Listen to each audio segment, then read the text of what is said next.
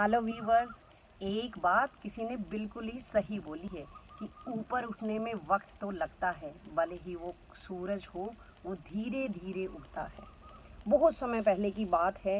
एक राजा था और राजा के वहाँ पर उसकी सभा में एक पंडित था और पंडित बहुत ही विद्वान था, बहुत ही ज्ञानी था। दूर दूर तक उसके ज्ञान के चर्चे होते थे। लेकिन एक दिन राजा ने पंडित जी को बुलाकर पूछा कि पंडित जी, तुम तो बड़े विद्वान हो, लेकिन तुम्हारा बेटा तो बड़ा मूर्ख है।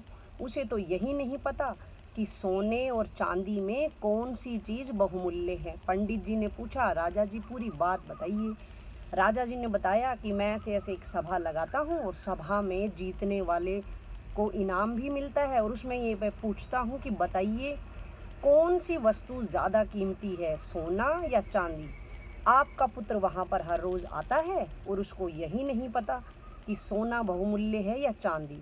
इससे मूर्खता की बात क्या होगी। यह सुनकर पंडित जी चुपचाप देखते रह गए और सारी सभा हंसने लगी। पंडित जी को बहुत गुस्सा आया, लेकिन घर पर पहुँचे चुपचाप और वहाँ पर गए और अपने बेटे से पूछा कि राजा जी ने मुझे ऐसा कुछ बोला है, इसका कुछ बताओ। तो बेटे ने बोला कि आप मेरे साथ एक बार मेरे कमरे में आओ। पंडित जी का बेटा उसको कमरे में लेकर गया। वहाँ पर उसने बड़ा सा संदूक खोलकर दिखाया।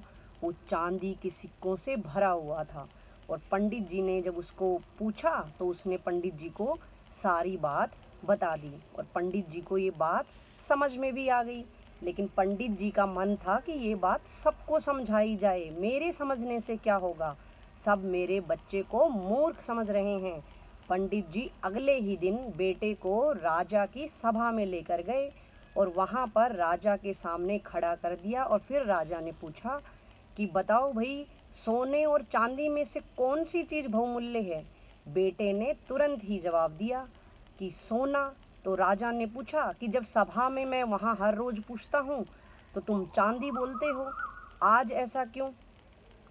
पंडित जी के बेटे ने बोला, महाराज, अगर मैं वहाँ पर पहले ही दिन सोना बता देता, उस दिन मैं जीत जाता और आप मेरे को एक सोने का सिक्का देकर वहाँ से विदा कर देते। और जब मैंने हर रोज़ चांदी को बहुमूल्य बताया तो आपने सोचा कि ये तो बड़ा मूर्ख है और आपने ये खेल हर रोज़ रखा। इसी तरह से मैं हर रोज़ चांदी का सिक्का ले जाता रहा। अगर मैं सोने का सिक्का लेकर जाता तो एक ही सिक्का मिलता, और हर रोज़ चांदी के सिक्के ले जाकर मैंने पूरा अपना एक ये संदूक भर लिया है। राजा को ये बात बड़ी समझ आई। राजा बड़े खुश हुए और राजा ने कहा, तुम तो अपने पिताजी से भी आगे निकलोगे। और इस तरह से उन्होंने उसको एक सोने के सिक्कों का संदूक इनाम में दिया। तो दोस्तों, अगर आप में सामर्थ्य है तो उसका दिखावा ना करें, उसको सही समय पर इस्तेमाल करें।